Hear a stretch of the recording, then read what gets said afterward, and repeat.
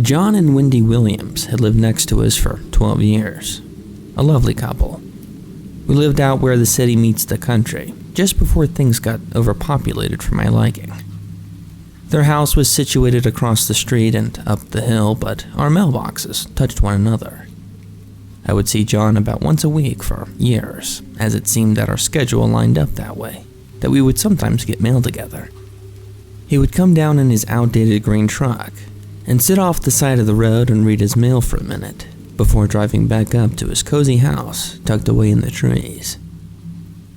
Depending if I had time, I would engage in conversation, but there had been times I purposely waited for him to drive off before getting my mail. But that's more about me than anything. John was a great guy, mid-70s if I had to guess, but it was really hard to tell since he was still an active guy in pretty good shape. The handful of times I saw Wendy, it was clear that they didn't share the same workout routine, but being at that age, I didn't blame her. John was a retired priest for the local church, and seemed to be also retired from religion altogether. However, he did enjoy his politics, which I would always let him rant, seeing how much it meant to him. During the holidays, he would always bring me a dessert of some kind, that he and Wendy had made for us. At the beginning of fall, they would always bring us a small basket of vegetables that they would grow in their garden. Quite frankly, some of the best people to have as neighbors. Their house sat nestled in the thick trees that would conceal any evidence of their home, but at night, you could see their light shining through the branches. A street light sat adjacent from the mailboxes, which would illuminate the secluded road that we lived on. A dull orange glow seemed to buzz from the dated street light, but everything else was swallowed up by the night. About 8 months ago, I ran into John as he sat by the mailboxes, reading his mail. I waved politely and opened my mailbox, not wanting to initiate a conversation. To my surprise, he opened his truck door and walked out to me. "Hey, John," I said, glancing back to my mail. He gave me a sheepish smile and stammered as he tried to find his words. "Well, Wendy's condition has really taken a turn for the worse." I lowered my mail and gave him my full attention. "Oh, I'm sorry. I didn't even know she had anything." I paused, hoping that he would fill me in with more information without me having to ask. He rubbed his temples and sighed. "Unfortunately, her dementia seemed to really taken a horrible turn." I sighed. "Oh no, I'm so sorry, John. Is there anything we can do?" I asked, sensing a favor was going to be needed. "There's nothing anyone can really do. I have to take care of her now, so I just want to let you know that you might not see too much of me or that I'll have Wendy with me. I didn't want to leave you in the dark." Surprisingly, this information had hit me harder than it should have. I barely spoke to Wendy, but seeing how this affected my dear neighbor and his family, I honestly felt sorry for him. The next couple of weeks I saw less and less of John. Wendy would sit in the front seat with him, but he didn't want to talk when she was with him. I didn't blame him. One morning, I got up early to walk my dog before work, an activity I usually had the wife do, but seeing how she was out of town visiting her sister, the responsibility fell to me. The morning mist hung on the road, the orange street lights still glowing. The dark morning was slowly waking. The peaceful trees sat silently just within my field of vision. Quincy, my wife's dog, was a little thing but full of life. I didn't mind taking care of her when the occasion arose. We walked down the driveway towards the main road and took a left past the mailboxes. I debated on bringing a flashlight, but figured it wouldn't take long for Quincy to do her business. We walked on the side of the road, gravel crunching under each step as we walked into the mist. I could hear birds in the distance as they began to wake with the morning sun. The road was silent. Its users wouldn't be coming this way for hours, and a general sense of peace gradually fell on me. I would have spent more time outside with Quincy if I didn't have to go back to work. She finally did her business, which she took her sweet time, and we headed back the way we came, down the hill. The sun was starting to make its appearance by now. The orange streetlight was off. My vision was doing its best to adjust to the drastic change in lighting when I saw motion to my left. At first it surprised me and made me jump a little. Its shape and movement startled me, as it was unfamiliar to me. Quincy began to pull in its direction, and I looked harder to see what this odd thing was across the street. Had she not spoken, I would have never guessed it was Wendy. She was shuffling down the road in the opposite direction in her nightwear. I was grateful that not only was I there, but that there hadn't been any cars this morning. I quickly crossed the street and approached Wendy. She was barefoot and mumbling to herself. I announced myself to her, knowing fully well that she wouldn't know who I was, and gently guided her back to her home. She hadn't gotten far from her driveway, thanks to my morning walk. I dread to imagine what would have happened had I gone right instead of left. I assisted her back up her somewhat lengthy driveway, which took far longer than it should have, and knocked on the door. John's truck was gone, but pulled up no later than 5 minutes. He got out frantically and thanked me for finding her. It was clear that she had slipped out and he was looking for her. I would have stayed and chatted, but assisting Wendy back home had put me behind schedule. I hadn't realized how bad her condition had gotten until now. John thanked me profusely and was on the verge of tears when he aided her back inside. Quincy and I walked back across the street, and I got ready for work. I was relieved that I could help, but I was also worried. What would have happened had I not been there? I pushed that depressing thought out of my mind and got ready for work. On the peaceful drive through the back roads, on the way to the office, I called my wife Deanna about Wendy. She shared the same worry I did about this recent development. "Do they need her help?" she asked. "John is getting too old to look after her, especially in her condition." I agreed. There wasn't much for us to do other than to be aware of the situation. One can't really tell another person that they have to put their spouse in a home because they aren't qualified enough. At least not a neighbor who wishes to be in good standings. To change the subject, I asked Deanna about her trip. "It's great. Susie showed me a couple of cool things she had gotten online, so I ordered them overnight. Just be aware." Great. More garbage, I thought. I made my way into the city as I could see the traffic starting to form. I finished my call with Deanna since I didn't like to talk in traffic. The rest of the day went on as usual, aside from my phone notifying me that there was someone at my front door. I opened the app on my phone that showed me through the front door security camera a man holding several boxes in a postal uniform. "Yeah, you can just sit them there. No one's gonna steal them," I said. The man gave me a thumbs up and wished me a good day as he placed the boxes down. What did she order? I thought. Work was stressful and I ended up staying late. For once, I didn't mind. The wife was gone and Quincy had an extra long walk before I left, so it wasn't a big deal. The plus side on staying late is that there'd be little traffic going back home. I pulled into the driveway, my lights flashing on the front of the house, revealing the packages on the front doorstep from earlier. I was tempted just to leave them there, but I was worried that some of the items might have been perishable, so I brought them inside. I set them on the counter but didn't bother opening them, seeing how my wife enjoyed opening her own packages. I glanced out the front window and saw John's home illuminated in the trees. I pondered briefly before Quincy reminded me that I needed to take her out again. I leashed up Quincy and grabbed a flashlight and went outside. By this time it was plenty dark. The streetlight was on, but hardly giving off enough light to make myself or Quincy visible to the passing motorists. I mainly used the flashlight to let others know that we were on the left shoulder. We took the same route as we did this morning. I felt bad for being gone so long, so I took Quincy on a longer walk. Like I said earlier, Deanna would walk the dog. Night strolls were new for me. I never did realize how dark it got out here on the lonesome stretch of woods. Every 50 yards or so, a tall glowing streetlight would loom over us, as if a checkpoint in a dark game. As I anticipated, not one car had driven on this forsaken road. There wasn't much out here on this dark stretch aside from a handful of homes spaced very far apart.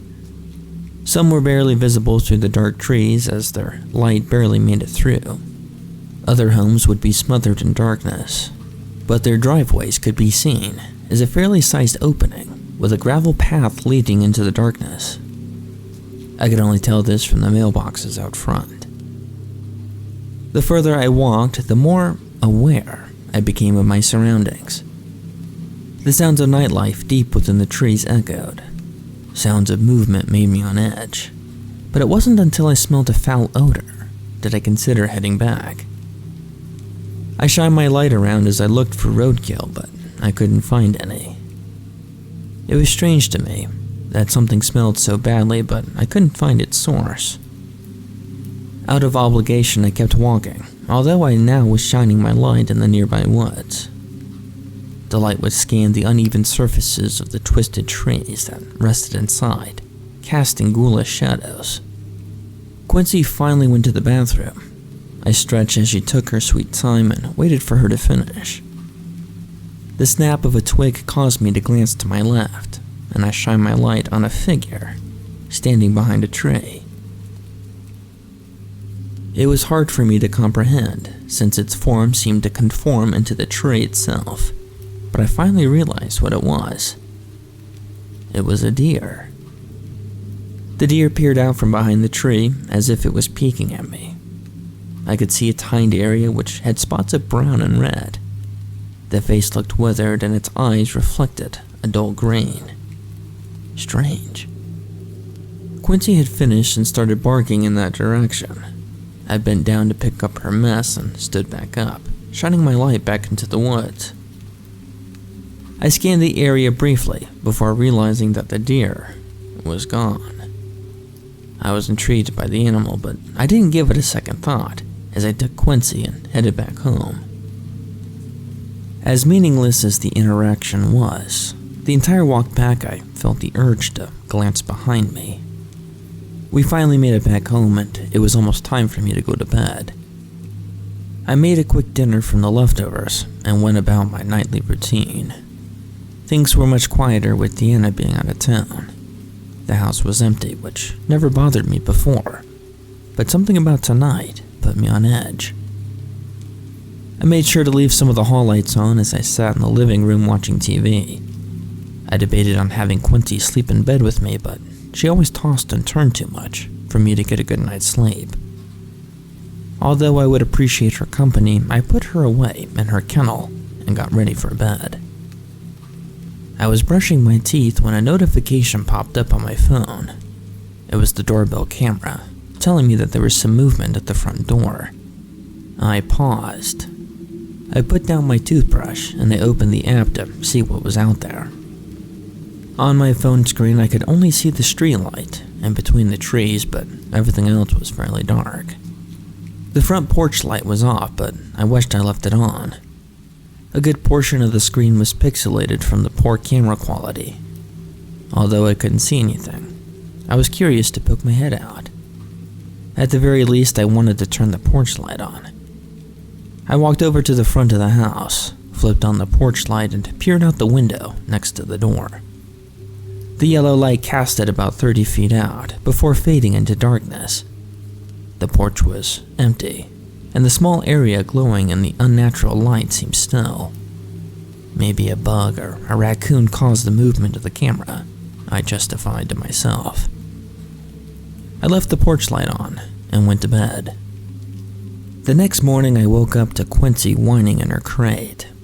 It took me a moment to realize that Deanna was still gone, and that I needed to take out Quincy. I got up groggily and took my morning piss before throwing on my slippers and unlocking Quincy's crate. I got her leash on and went out the front door and made our way out to the road. I saw blue and red flashing lights up at John's house. I sighed in grief as I assumed the worst. A part of me wanted to walk up there with Quincy and check on him, but I figured he would need a moment to talk to the police. Quincy and I went on a quick walk before heading back. The early morning walk had been tarnished with worry for Wendy and John. We made it back to the house and I put Quincy away. I didn't have work today, but there were still a couple of things I needed to do in town. I'll check on John when I get back. I pulled out of the driveway and called Deanna while driving. She didn't answer, probably because it was still early in the morning. I drove in silence as I went about my errands and picked up my groceries and other essentials. I drove back to the house and remembered about the police lights at John's place. I unloaded the groceries quickly and walked up to his driveway.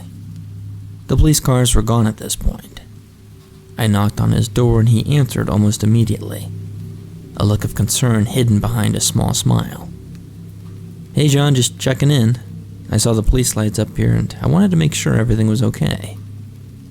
John's face rested back into worry. "Actually, no. Wendy got out again and I can't find her. I made sure to have the house locked up and kept an eye on her, but she slipped out in the middle of the night." I was expecting bad news, yet this still made me worried. Geez, John, I'm so sorry. Let me know if there's anything I can do." John's tired face smiled briefly and nodded. "I'll be sure to reach out," he said. The rest of the day I felt extremely bad for Wendy, but most of all for John. I made a continuous effort to keep an eye out as I walked back home and even on my walks with Quincy. I was more alert whenever I was outside. I called Deanna later that day and told her the news. She was saddened, but clearly it wasn't going to affect her vacation with her sister.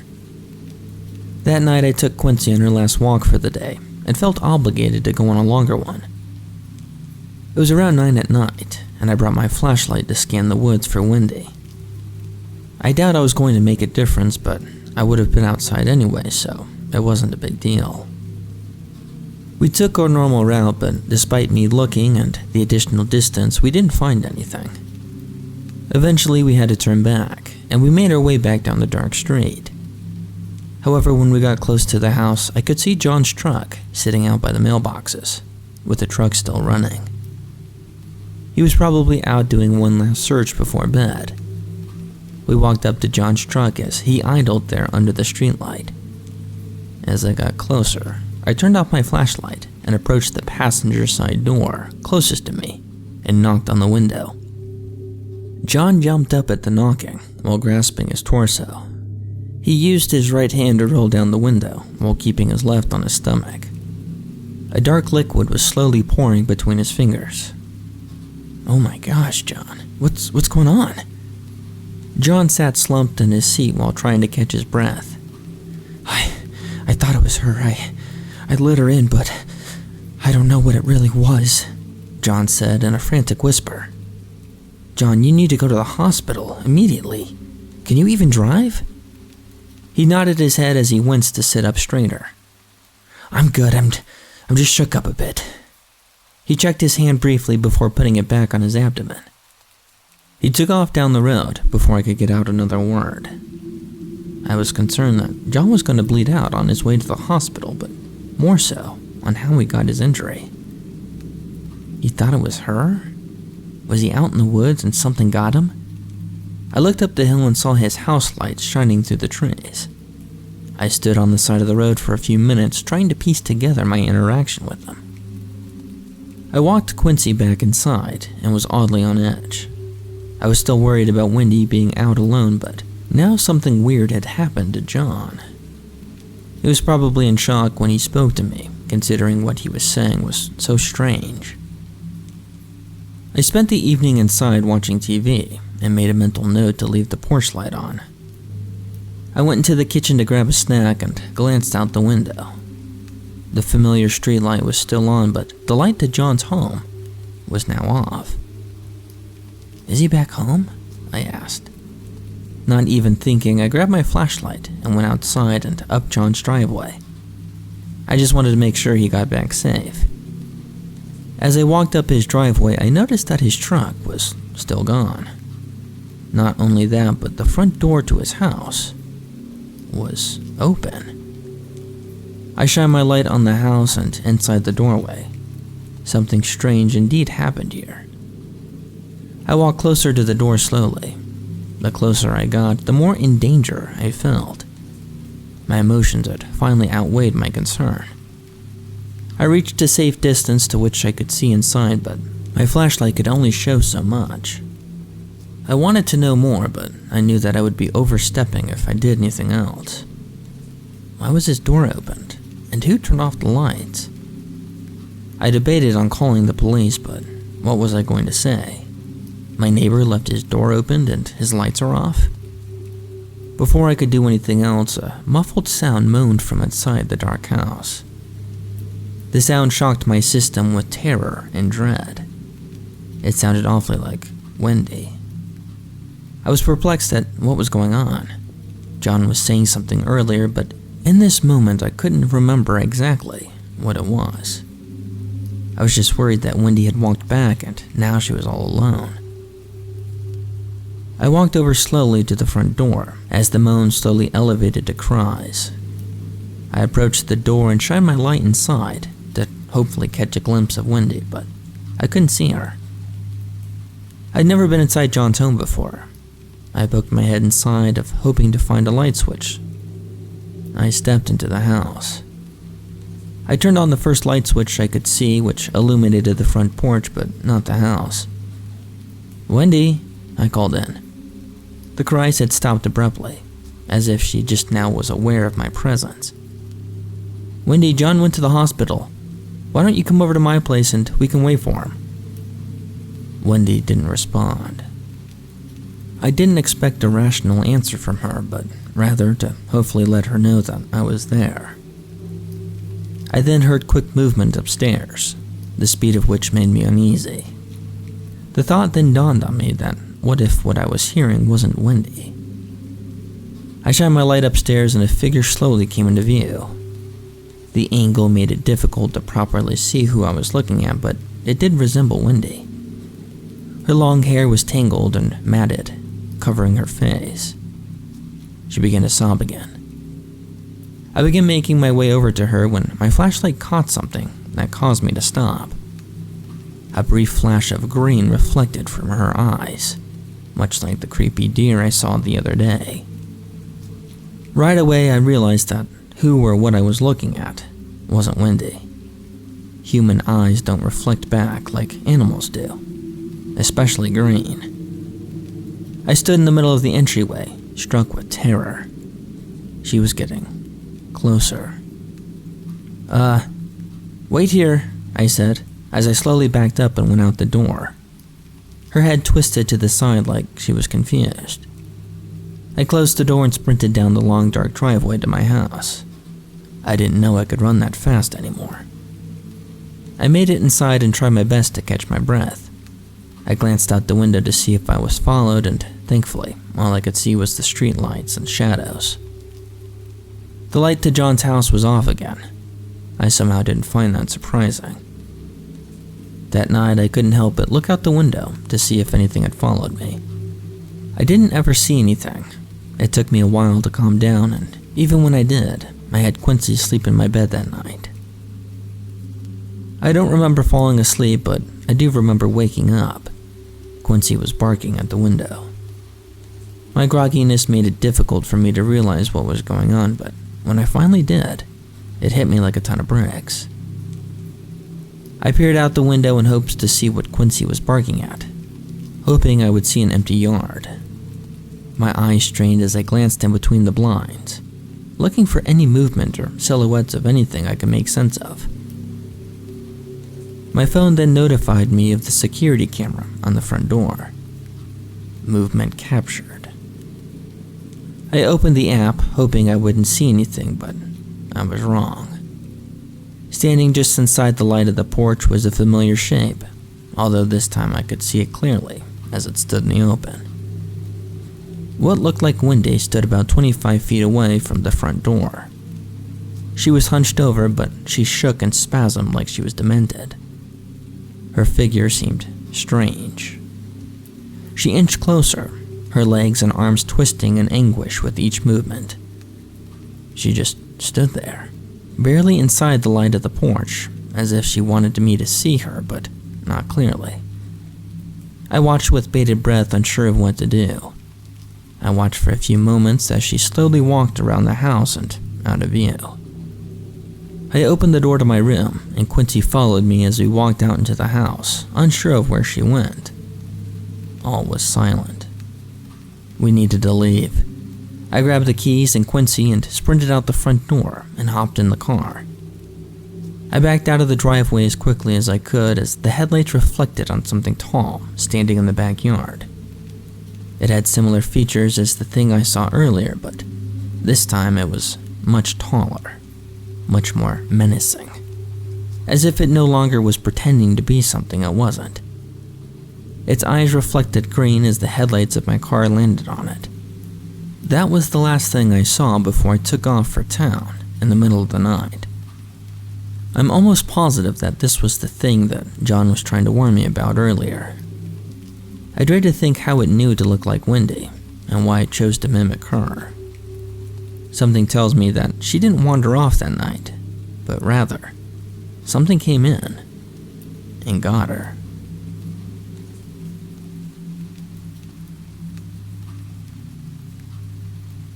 So I'm one of those long-time lurkers, first-time posters people.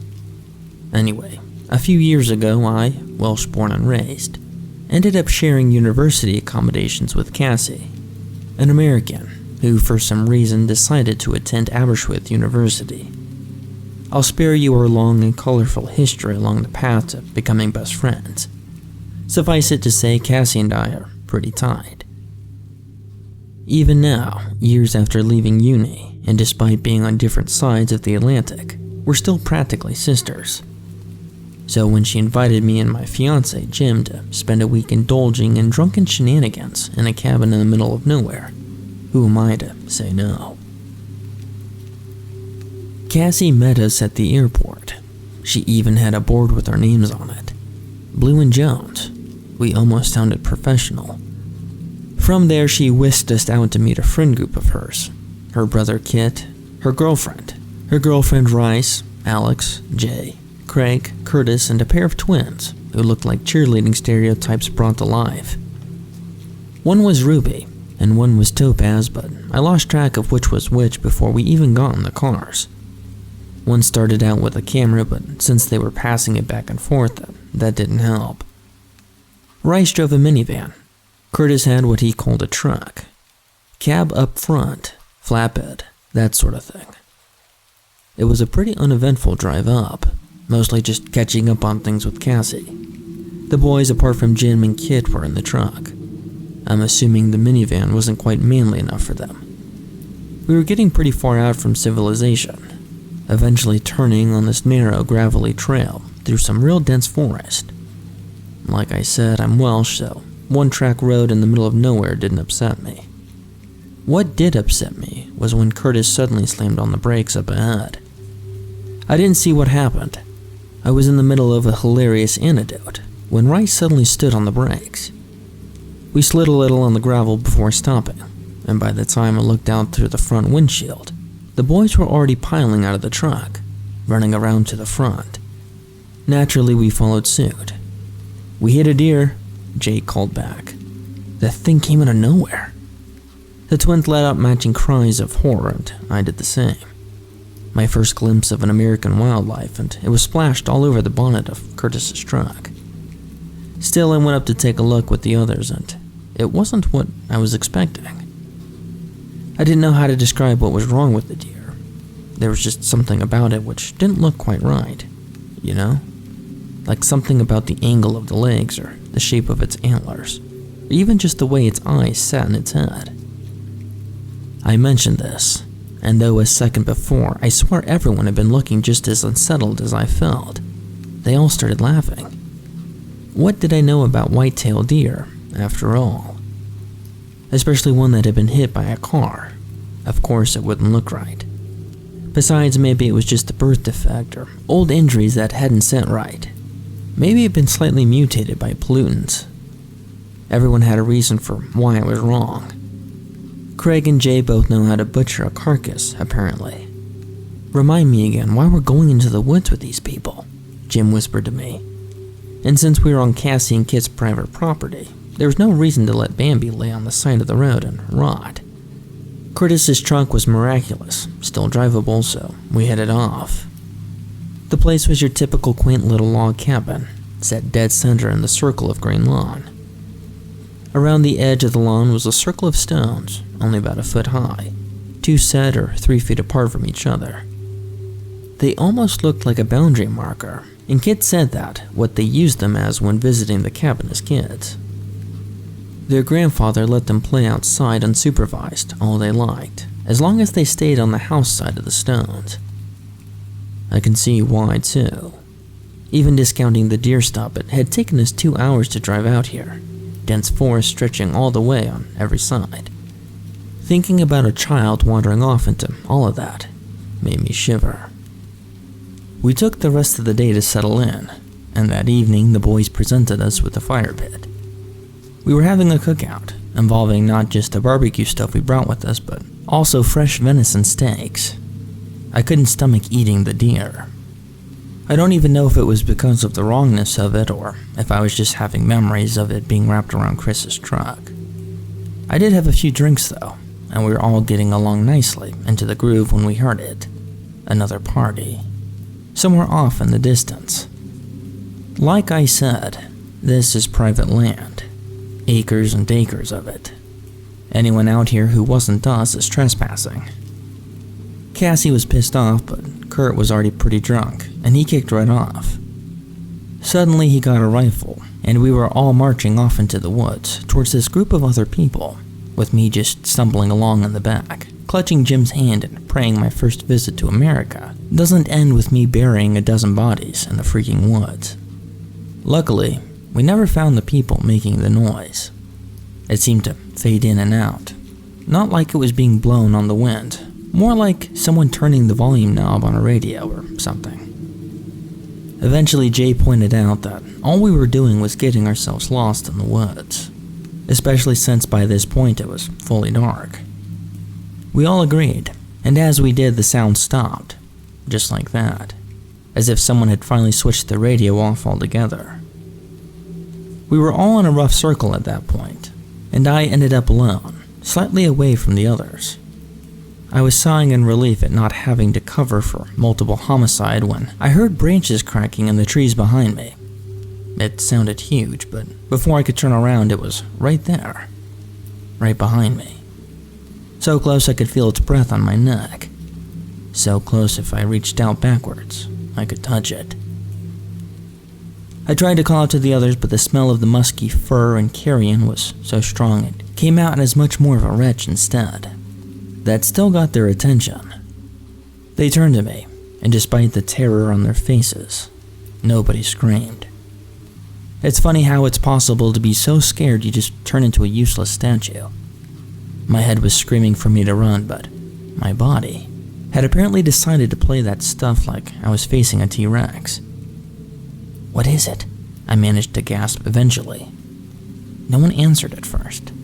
I don't think they could. Finally, though, Cassie managed to grit out 3 words.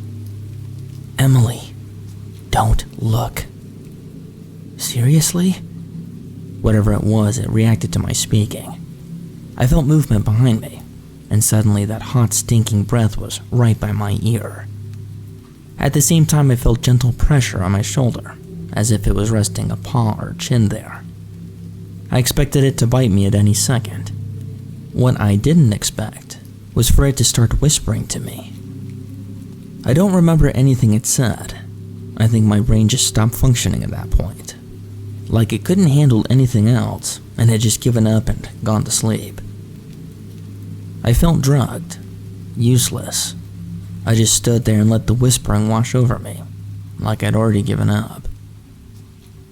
I don't know what would have happened without Kit. The sludgy daze I was in was blown apart by the loudest sound I'd ever heard, which I later realized was Kit shooting into the air. The whispering stopped, and the hot breath receded. Suddenly, everyone was screaming for me to run. Run, and whatever else you do, don't look back. I didn't look back. I did, however, look up, That got me moving. It had antlers. Freaking antlers. I couldn't make out any other features thick through all the hair of it, except its eyes. They were glowy, milky white like twin moons hanging over me. And teeth. I definitely saw teeth. They all followed me. Kid and some other guys eventually caught up to me, then passed me.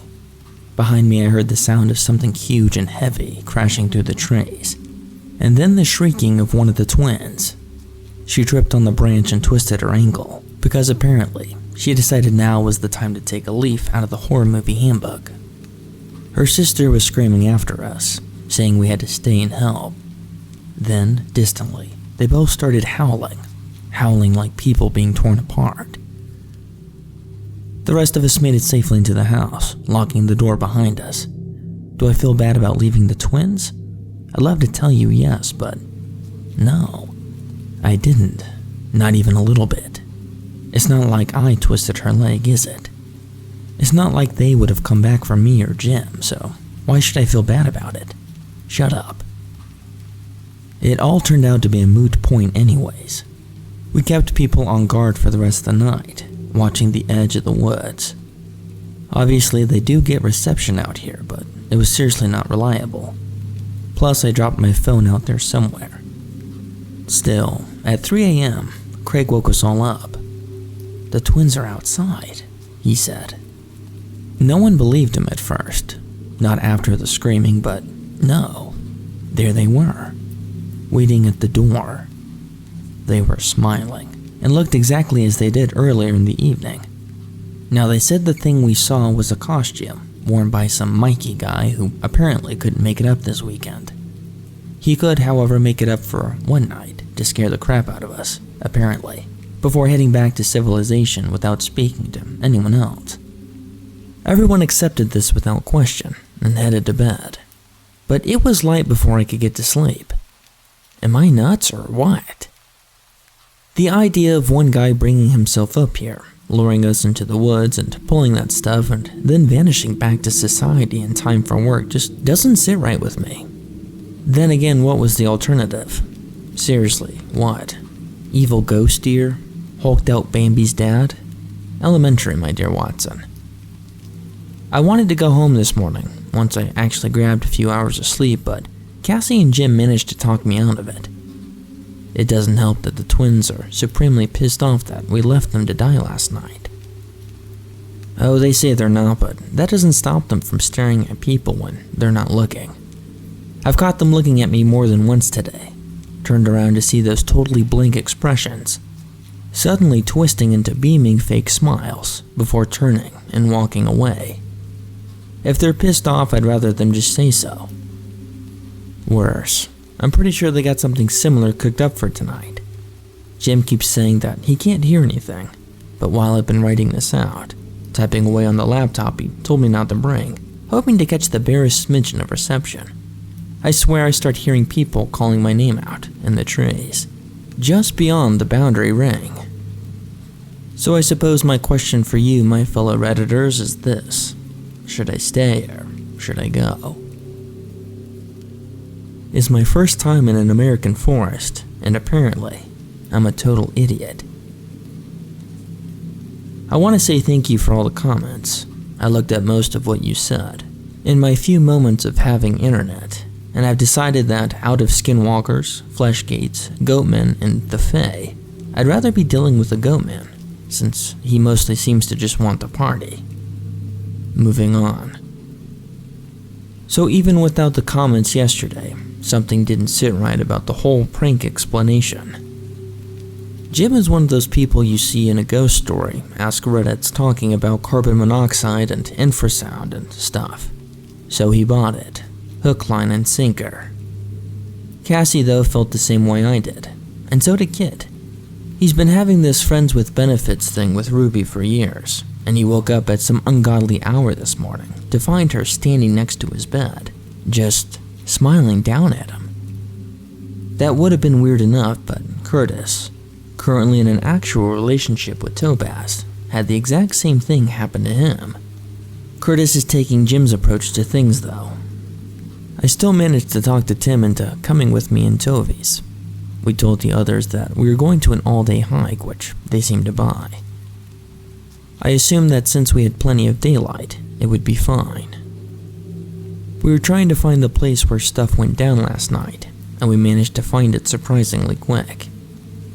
I thought the run back to the cabin seemed shorter than our trek out because of fear, but it turned out that we've been led on such a twisty path that the place we saw Goat Mikey is actually unsettling close to the cabin.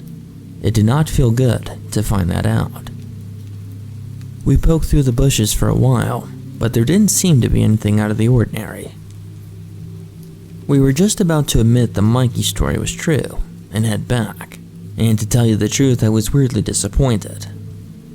Look, I know things go bump in the woods is scary stuff, but my life is freaking boring. Who hasn't idly wondered what it would be like to have an actual adventure somewhere?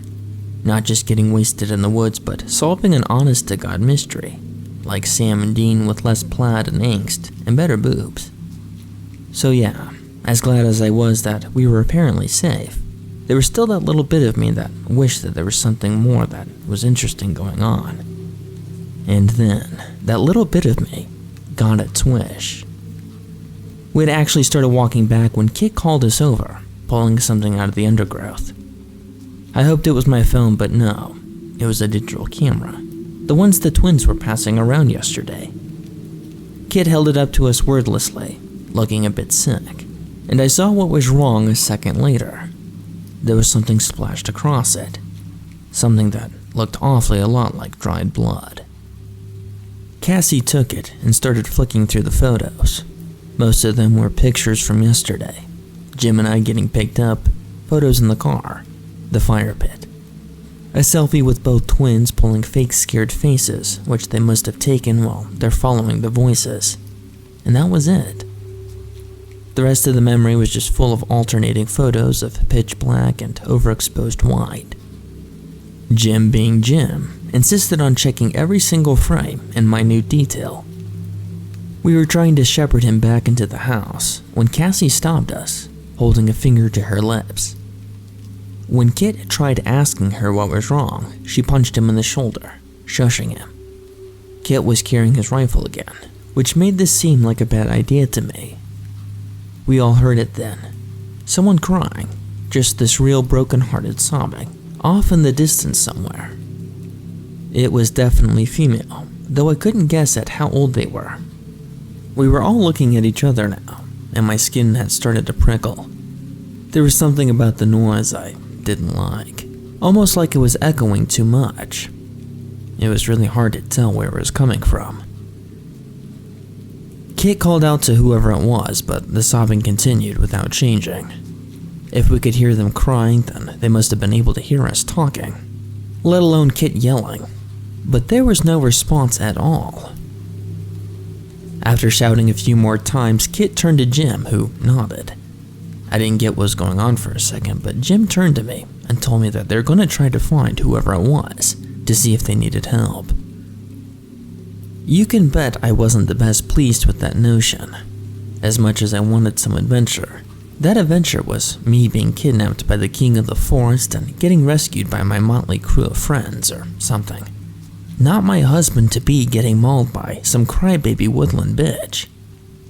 I asked him not to go, but he then made an annoyingly good point. What if it was some poor lost hiker and she died because I was paranoid about ghosts? Right. Fine, fair enough. Off they went. Cassie and I stayed where we were, Cassie pulling out a monster of a handgun which I didn't even know she was carrying. It was a bright day, but in the middle of the forest they disappeared from view so quickly it sent another chill down my back. They had a point about the lost hiker idea. It must have been so easy to get lost out here. That was when the whispering had started. Right behind us, in the trees, just barely audible whispering. I thought it was the wind at first, then had a dunked in cold water moment when I realized that, though I couldn't make out any of the words. I could definitely hear my name being dropped in there. I asked Cassie, and while she could hear the whispering, she couldn't make out anything clearly. There was something about hearing my name in there. I don't know, I just felt like I needed to check out what was happening. It sounds stupid, especially since I've been thinking about how easy it would be to get lost in there. But still, it was like a compulsion. So I told Cassie to stay where she was, to wait for me and the boys, and to cover me with her hand cannon as much as possible. She didn't like it, but I promised not to go too far off, and off I went, following the voice as best I could. I barely gotten 10 steps when it stopped. That's when I realized how quiet the forest was.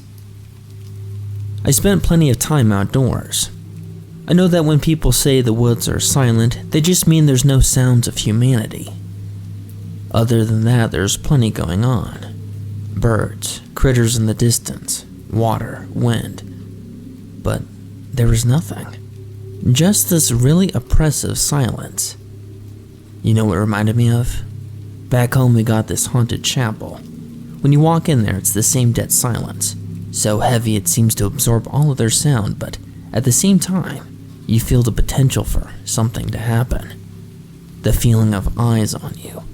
The feeling of something waiting. That's what it felt like out there.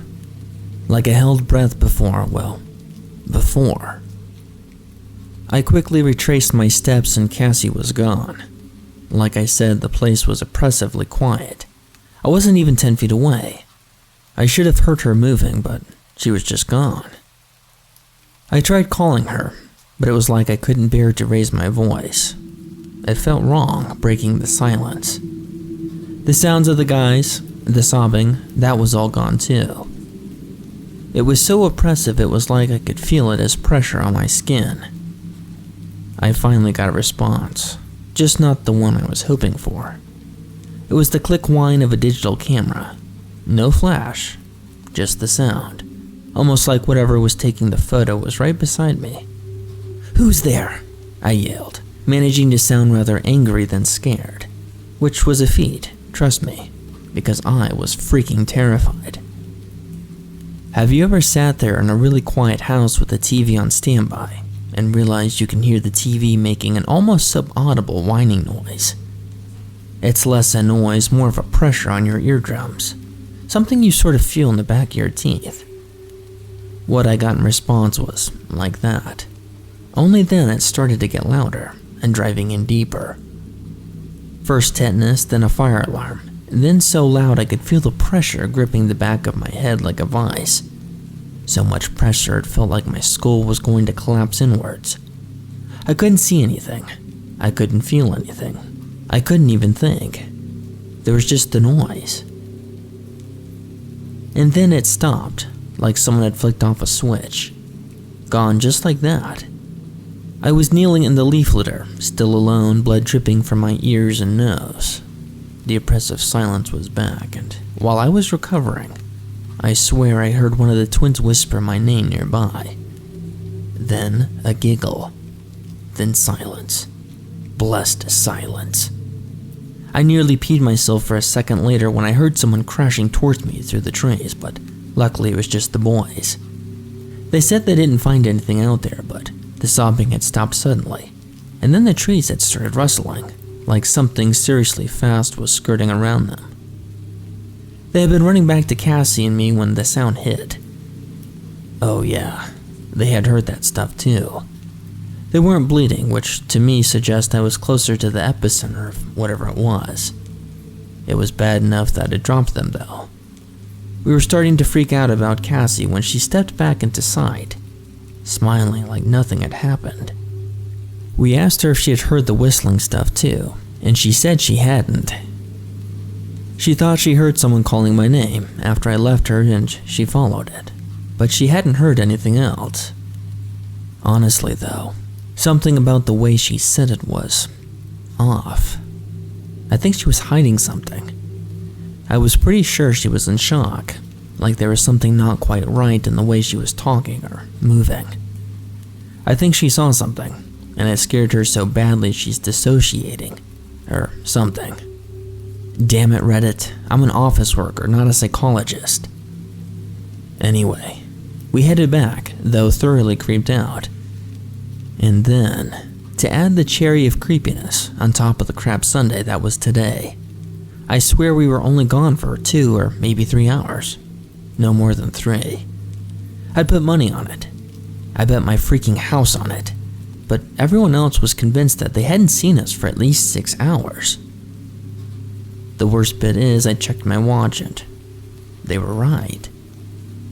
I don't remember looking at it when we were out in the forest, so I can't be certain, but... No, screw it. I am certain. There was no way in hell that we were in the woods for 6 hours. No way. We lost time.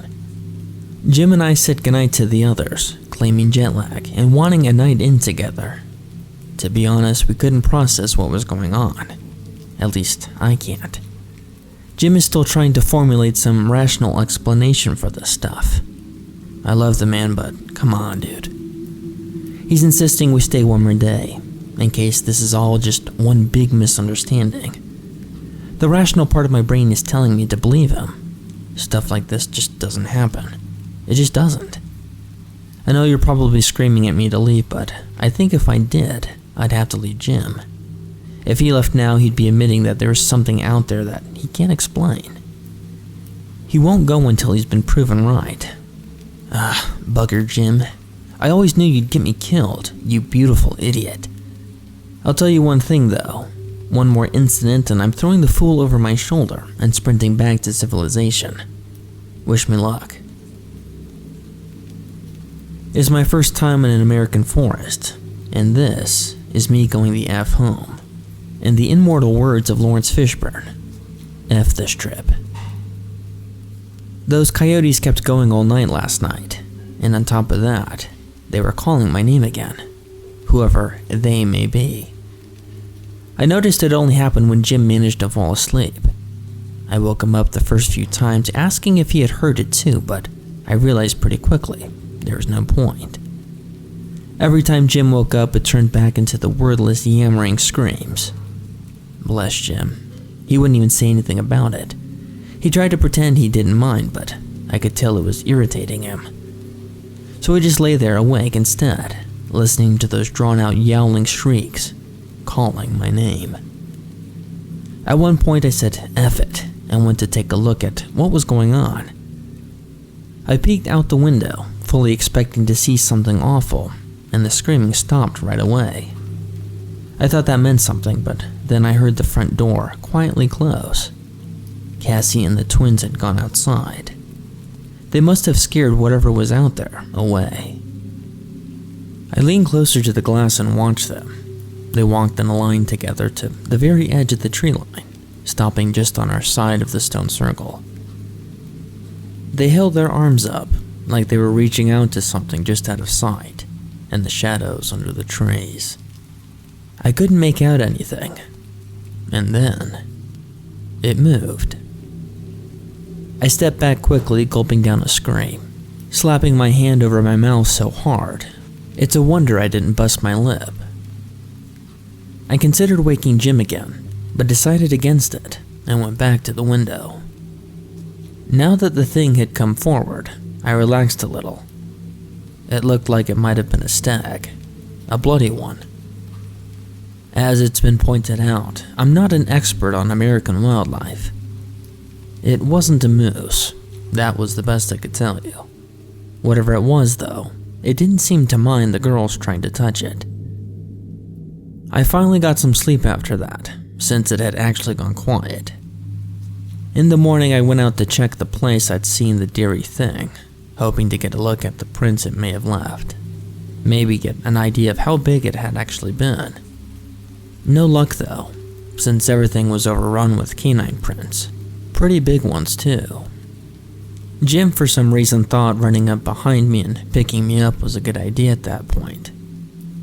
He dropped me quickly enough when I twisted around and tried to bite him in the face. I can't explain my thought process behind that one. He scared me, and my instant reaction was to bite the face off him. What the hell? He said, and he was right to do so. I apologized for trying to maul him, and he apologized for scaring me. And then he asked me if I still wanted to leave. And well, I said no. I don't know why. It just came out, Like, I know you guys are seriously worrying about this, so am I. But whenever I think of leaving, it's like I want to, and I don't at the same time. Like leaving now would be some stupid hysterical reaction, you know? I don't know. That's how I feel this morning anyways. Feeling a bit different about right now. I told Jim one more day, and he said if that was the case, Kit and the boys had invited him out to go shoot cans. Which I'm half certain means they're going hunting, but I'm not sure what the law around here is, so shh. I asked him if he was sure, and he laughed and gave me a hug. At least he'll be with Kit. Once they gone, Cassie came over and told me we girls were going to take a walk down to the lake shore. It's not much of a lake. I don't think it even got a name. Kit and Cassie had always called it Lake Tovey, but it's big enough and it has little islands in the middle. A nice single beach and a little jetty. Very pretty, and with the day being sunny again. Yeah, very picturesque. Plus, the walk through the woods seemed to clear my head a bit. I always loved being out in the woods. There was that silence again, though. No ducks on the lake, no fish breaking the surface, no birdsong, not even the whine of mosquitoes or gnats. The last one was welcome, though. We were just about to step onto the shingle when Rice grabbed my arm, risking a good biting to do so, and asked me if I thought Cassie was alright. "Did something happen on your walk yesterday?" she said, looking so worried it painted me to lie to her. Her eyes are so dark I could see my reflection, see the fake smile I quickly plastered on. "No," I told her. "Everything went fine. Why on earth would she think otherwise?" "Because I woke up at 3 a.m. this morning and she stood over on the side of my bed, just smiling at me." Ah, shit. So I lied to Rice, told her everything was fine, would be fine, whatever. I think I tried to deny it to myself until then, even when you were trying to tell me so. But as soon as she had brought it up, that was it. I couldn't unsee it. Cassie was like the twins. Not quite as bad as them, she was definitely acting more normal, but there was still that blank look in her eyes, like even when she was looking at you, she wasn't really seeing you. The smile, which was so fixed and toothy, was more a case of them showing their teeth. And the fact that they were always watching someone with those blank eyes of theirs, just watching and waiting. Usually me, but if Rice caught their attention, they'd turn it on her too. How could I have told her what I was thinking, what you've been saying? If she didn't believe me, she'd think I was insane. If she did believe me, her heart would end up just as broken as mine is, maybe more. I don't know if this is something we can fix. I hope it is. I really don't think it is, but I hope so. As sunny as it was, the water was way too cold to swim in. Plus, I got this thing about swimming in murky water at the best of times, which this is not. So we started skipping stones together. By we, I mean Rice and I. The twins just stood back, watching. Cassie, surprisingly enough, joined in after watching us for a few minutes. It turned out to be quite fun. Rice looked happier now that Cassie was getting involved. Cass looked almost with it, and it turned out I'm excellent at skipping stones. I do like winning things. Of course, I didn't have long to enjoy it. Whatever it was, it came from the island. I didn't see it on there. We only noticed it when it slipped into the water. It was swimming towards us, leaving a wide V of water behind it. All I could really see was its smooth head covered in dark fur, and a huge rack of antlers. Rice noticed it too, and she smiled when she saw it. A really delighted sort of smile. "Wow, is that a deer?" she asked me, the not wildlife expert. I looked at her and pointed out that I wasn't the best person to ask, so I saw that it hit her the same time it hit me. A wave of dread so strong it felt like nausea, stomach cramps, the works. Her face twisted into a look of pure horror, and I could see the goose flesh raise along her neck, just as I felt all my hair standing on end. It was like I suddenly ran hot all over. Before that was doused with an icy coldness. My heart climbed up into my throat. Everything in me was screaming for me to run. run like hell and don't stop until I reach the cabin, but all my muscles had locked up. And to cap it all off, that's when I heard it again. The tinnitus, the whistle, whatever the hell you want to call it. I knew what to expect, though that didn't help. Again, it shot up through the register, up and up until there was nothing like that left in the world. Just a tiny bit of me that was still me, adrift in this white-hot furnace of noise. I don't know how long it went on for. I came back to myself lying curled up on the shale, hands clamped over my bleeding ears. As my hearing started to come back, I heard screaming and splashing. I looked around as I sat up, dimly realizing that Cassie and the twins were already on their feet, smiling down at me. Rice wasn't there, though. I twisted to look over the lake, and whatever the deer thing was had gone. Rice, though, was about halfway between us and the island, screaming hysterically between coughing fits. I ran out into the jetty, yelling for her to swim to me. I was convinced she was going to die, that something had already ripped her open, or else it would wait for her to almost reach me before dragging her under for good. Instead, hearing me seemed to calm her down, and she started swimming back in. I waited on the very long end of the jetty to pull her out of the water at the earliest opportunity. I even let her hug me, even though she was soaked in bitterly cold water. She had no idea what had happened. The noise had left her just as detached from everything as it had me. Only when she came back to herself she realized that she was underwater. Not just in the water, literally 3 feet or so beneath the surface. She sucked in a good lungful of lake water before she got out, and between that and the cold, I'm really worried about her. I'm the only one who is, apparently. I helped her back to shore and the others were just smiling, like nothing had happened. I bitched them out for it, mainly because of what the few of you had said. I don't want them to know I suspect them. As I helped Rice home, they trailed a few feet behind me the whole way, Cassie assuring me I was making a bigger deal about it than needed. We lost time again.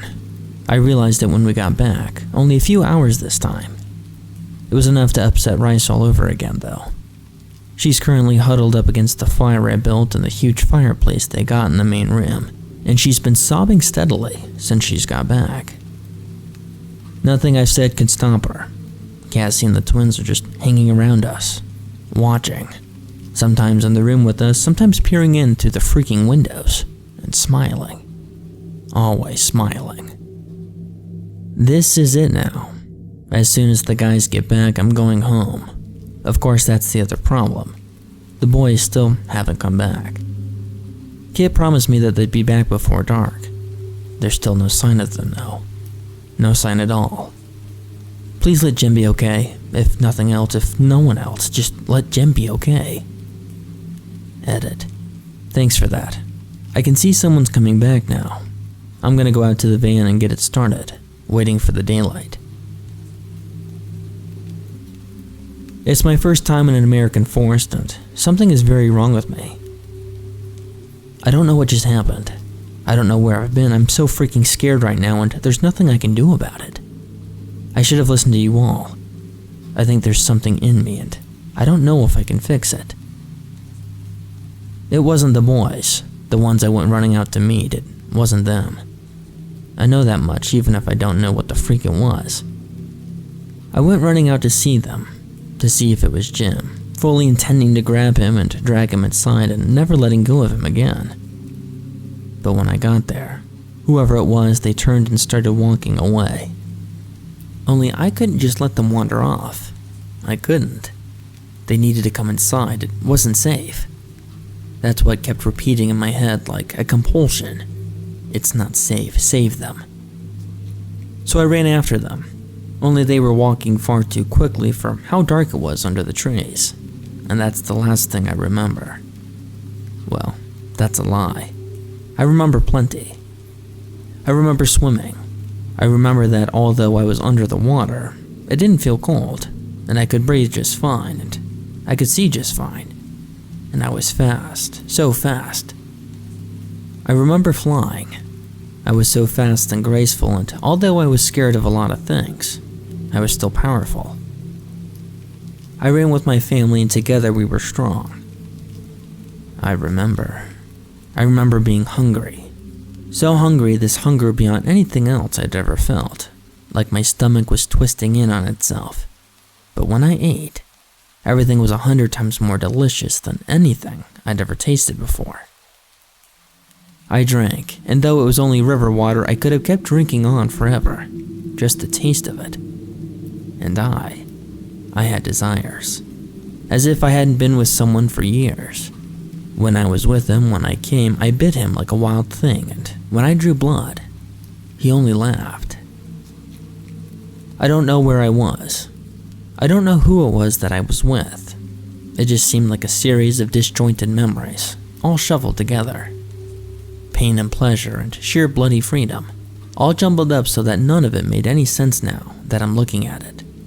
Like a dream. It went on forever, and it lasted no time at all. The next real memory I have is stepping over one of the stones on the circle around the cabin. It's like I dropped back into myself. Thump. There I was. I looked up and Jim was sprinting towards me, yelling. And for a second, For a second I pulled away from him. For a second he was a stranger running at me, screaming incomprehensible nonsense, and I was ready to attack him, to defend myself. Then, he got close enough to me for me to see his eyes, and it all clicked back in. He was asking me what had happened, what was wrong with me. I don't know what he meant until I looked down, wondering why I suddenly felt so cold. Turns out I was stark naked. Naked, but also covered in blood, mud, and clumps of fur that it was hard to tell. Every inch of me hurt. I was covered in cuts, bruises, scrapes, bites.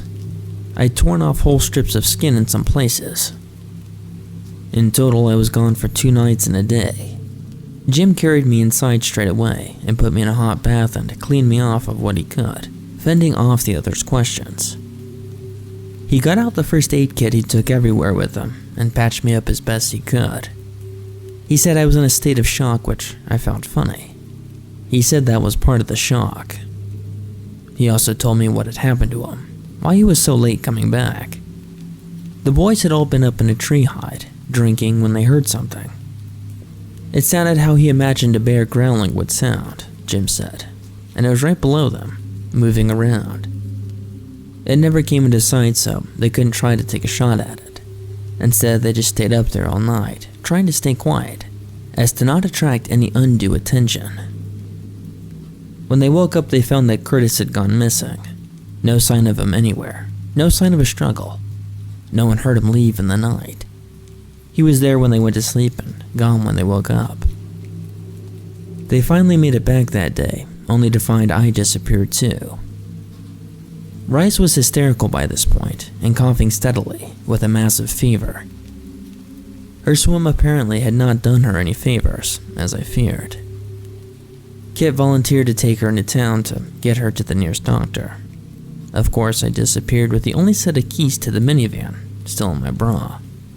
So God knows where they are now. So they had taken Curtis's truck instead. Now, even when Jim can get a signal, he said Kit isn't answering his phone. Poor Jim. He's so worried. He's worried about me. He's worried about them. He's worried about Curtis, and the twins don't seem to care about their boys, and Cassie doesn't seem to care about what has happened to her brother and girlfriend, just like she doesn't seem to care that I was missing. He's worried about the fact that Craig and Jay, since their night in the tree hide, have also been standing around, smiling but emotionless. Mostly I think he's worried because he still has hope we're going to live. He just doesn't know how to make that happen. I told him that there's no hope, not for any of us. I told him we should have left on the first day, like you said. He shushed me. He seemed to think it was just hysteria, part of my shock, rather than something I know. I think he feels guilty, like it's his fault we've stayed too long. My poor boy. He's already spoken to Alex, the last of us who seems reasonably normal, and we're going to sneak out the first thing in the morning. They think that maybe, if we head out early and head through the trees to cut off a section of the road, we can be back in town by tomorrow night. I agreed with him, because that's what he needs, and because no matter what else is going on, I still love Jim. We're gonna leave before dawn. It's not gonna work. It's my first time in an American forest and I'm all alone. This is it. This is the end of all of it. We left before dawn, just like we planned. Jim, Alex, and me creeping out with whatever we could carry in rucksacks. We set off into the trees at an angle so we could cut through the forest and meet up with the road further down. That way, if the others looked for us, they wouldn't catch us just strolling down the driveway. It was hard going, harder than we expected. The roots and grass clumps seemed to be trying to grab our feet, to trip us up with every step. Branches grabbed at our hair and faces, or else snatched at every exposed skin, cutting us. Like the forest itself was trying to keep us from leaving. The men wouldn't admit this, of course. They just kept slogging on, forcing their way onwards, their hope driving them to reach the road. And as it turned out, they were right, and I was wrong. Alex reached it first, stumbling through the last layer of grasping branches to topple face first down into an embankment of gravel. Jim climbed down more gracefully, then held out a hand to help me follow. As soon as we reached the road, the boys seemed a lot happier, practically skipping along. They thought we were safe. Whatever they thought was going on, and I don't think that they would ever admit it was something otherworldly, not out loud at least. Surely it was now over. They were on a road, a man-made thing. They were clearing the way, never mind that we were still surrounded on all sides by miles and miles of wilderness. The road was a thin strip of oasis, a lighthouse of humanity. We were safe.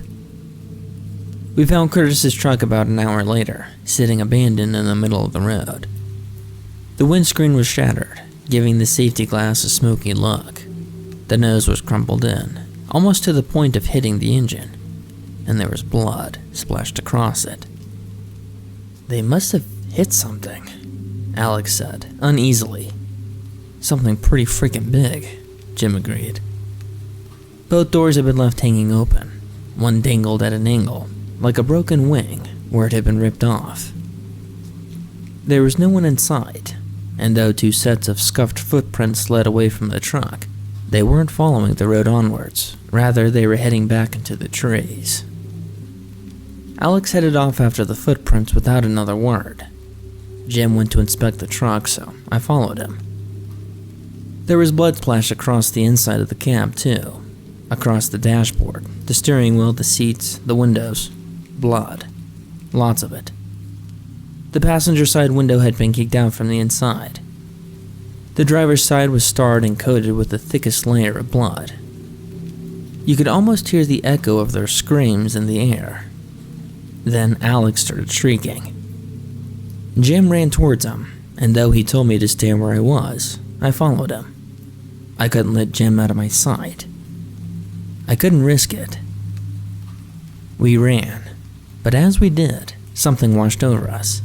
Something louder and more immediate than Alex's horrific screaming. The whistle. The tinnitus. There it was again, dropping us to our knees. This time, though, I didn't end up drifting alone. This time I could feel Jim's hand in mine. When the whistle left us, Jim pulled me to my feet and we kept going like nothing had happened. Alex had stopped screaming. We pushed through into the small clearing only to find Alex in the jaws of a cougar. It dropped him and retreated when Jim ran forward, swinging a branch in a bellowing challenge. The cat pulled up at the edge of the trees and turned to bare its teeth at Jim. Then it turned to me, and our eyes met across the distance. It blinked, slowly, then turned and loped off into the tree shadow.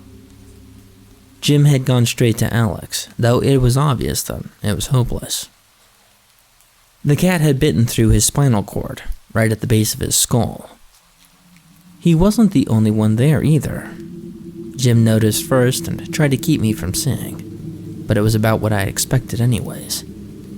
Kit was there too, sprawled out on the ground. The cougar had been at him too, maybe even more than one. There didn't seem to be a lot left. "She's not here," Jim said after a while, sounding sick. "Rice isn't here. Her footprints led in here, but then they just stopped." He was right about that. There was no sign of her, though I bet I could guess what she looked like if I ever saw her again.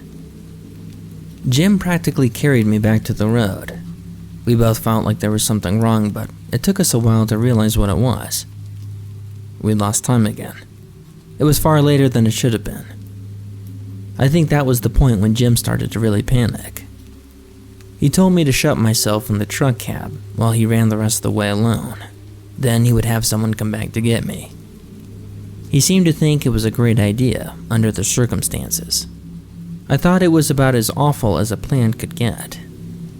I begged him to stay with me, literally begged him, and I think he thought that I was scared for myself. He just didn't understand. He didn't understand at all.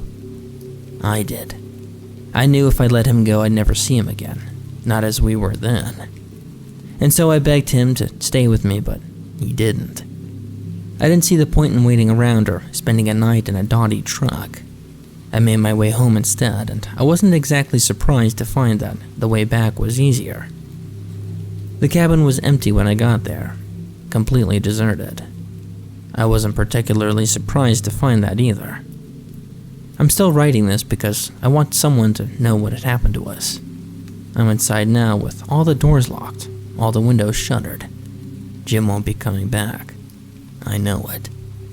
And if the others do, I don't know what they'll do. Oh jeez, I don't know what to do. I'm all alone, but I can hear things moving around outside. I'm so freaking scared, but probably not for the reasons you'd think. I'm not scared of what's out there getting in. I'm scared that eventually I'll want to open the door. Oh God, help me. It's my first time in an American forest, and it's been wonderful. I can't take it anymore. I can't. There are people out there. I think it's the girls. Maybe Craig and Jay too, but they're hanging back with the other things I can't see in the trees. It's the girls and him. They're calling me, still, all calling me, but I don't want to go. I don't. I want to be me. I want to still be me more than anything. I just want to be me. Why can't I stay? I should have gone with Jim. When I was with Jim, I remembered my home, my real home. He calls me. I should go. No. God, it's getting so hard to think. It's not just coming from outside now. It's coming from inside too. From inside my head. The tinnitus keeps sounding, over and over and over. Each time it comes, it lasts longer. Each time it's getting closer together, like contractions. Is it a rebirth then? A beginning from an ending, or is it just an ending? The things outside, are they newborns or parasites? Shells? Are they really there at all? The thought has crossed my mind, you know, that maybe everything has just been in my head. Maybe I've been locked up somewhere, dribbling on myself and screaming about things circling me in the darkness. Maybe I've never even left the UK. Or maybe the plane crashed and this is hell. Why can't I still be me? Why do I have to go? A sacrifice of myself to myself? I want to go home and live my life the way I want to live it. I wasn't exactly happy, but I was me, and at least I had Jim. We could have been happy eventually. I know it. I know we could. I won't open the door. I won't open the door. I'm bleeding constantly now. Nose, ears, even my eyes. It will almost stop and then the tinnitus will come again, and the bleeding will start fresh. Each time it comes, I lose a little bit more of myself. I can feel it leaving me. I can't remember being a child anymore. I can't remember how I met Cassie. I can still remember how I met Jim though. I think I can anyways. I met him on a night out, a friend of a friend. They only ever called him James, but he told me his surname was Jones and I laughed about it. I never called him anything but Jim afterwards. My Jim. I want people to know what had happened. I want someone to know the truth, that I didn't just get lost or eaten by a wild animal. None of us did. Don't forget us, please. Remember us, because I don't know if we will. I won't open the door. I won't open the door. I can't remember what university I went to.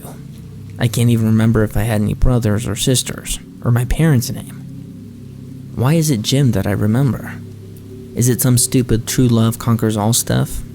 Is it because he's the only person I brought with me from home? I don't think he can cross the stones.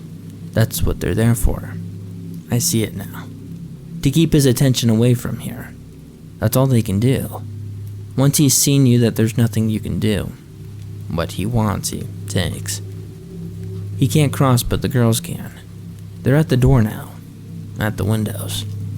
There's more of them than there should be. The whistling, the tinnitus, it doesn't affect them. They just wait it out and then they go on talking, telling me how I could be, telling me I've been chosen, telling me all I need to do is open the door. Open the door, Emily. Open the door. I won't. Why can't I stay? Please let me stay.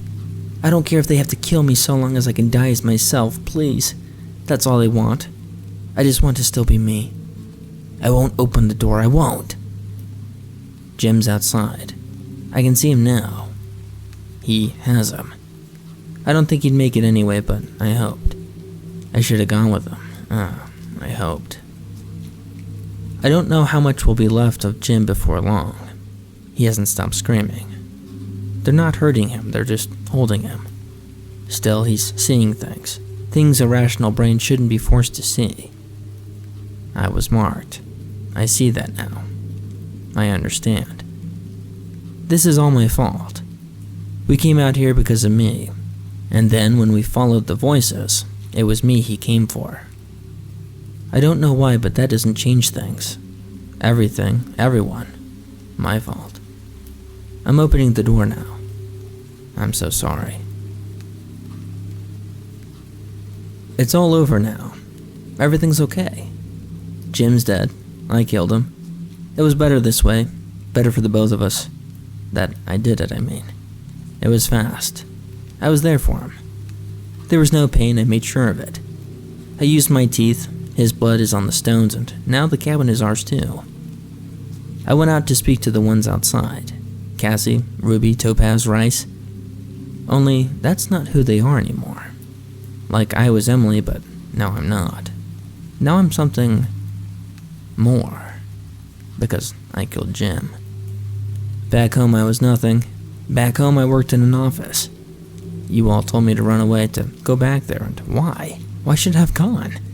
Why should I have missed this? Home. Was it ever really home? God, please help me. Please help me. You were wrong, you see. I was wrong. People have ideas about things. They try to explain things as best they can, but people's brains are small, narrow, thin, frail. Human brains can't see everything, because if they could, it would be too much to bear. Humans can't see everything because if you could see everything, well, then you wouldn't be human anymore. I can feel the trees growing. I can feel their roots. I can feel every living thing in the forest like it's a part of me. I can feel Jim's life going back into the earth, and it's beautiful. As humans, everything is always so scary. We give names and stories to things we don't understand because it's by naming it that we understand it. No matter how scary it might be, if it has a name, it's manageable. It's understandable. You're scared of the woods and of what's in them. I know it because I was too. Don't be. All we want to do is share this. Don't run. Come to us. Trust us. I know there will be people who knew Emily who are worried. You don't need to be. It's okay now. It's all okay. I know now.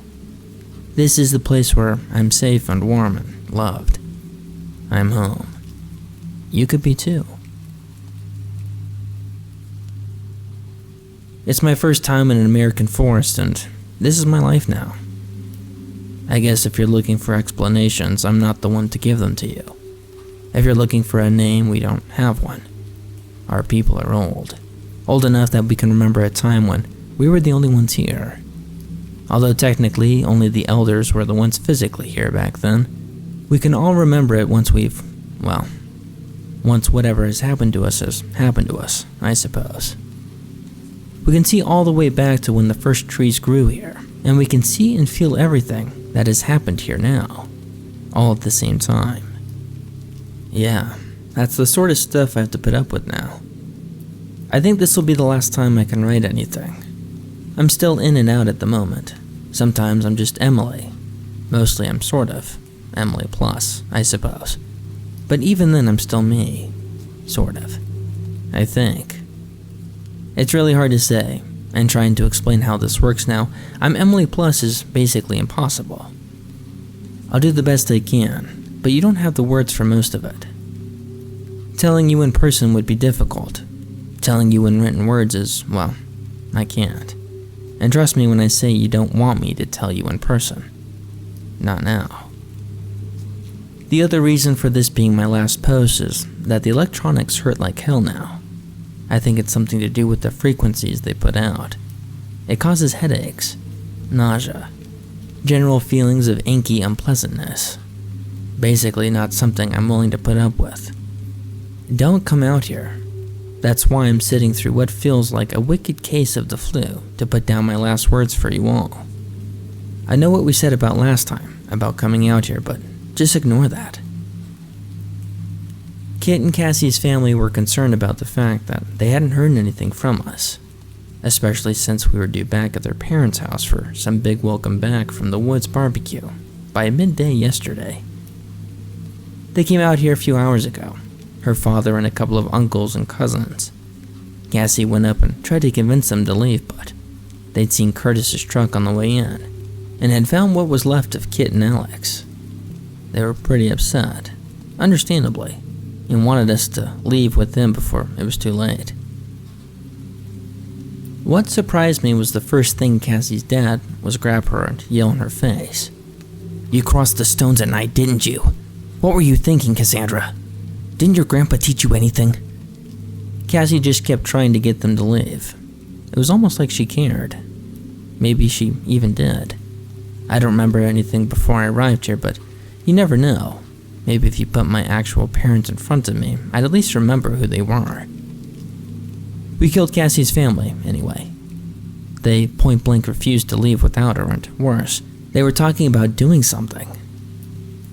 Given it was her great-grandfather who carved out a human-safe space and put up the stones in the first place, we couldn't risk it, especially not since her dad and uncles actually seemed to know what they were talking about. They looked surprised when most of us came out of the trees and started walking up to the cabin. They looked a bit more than surprised when the elders followed us over the ring of stones. That's what complacency does for you. Never rely on 100-year charms, folks. Especially when they can be canceled out by something as simple as a gift of our beloved blood. I miss Jim. I do. He preferred it this way, though. He was never going to be allowed to leave, and given a choice between this and death, he was a very rational man. According to the big man, some people just can't make the transition. They fight it so hard that it rips their mind apart. They end up either dying right away or wandering the forest.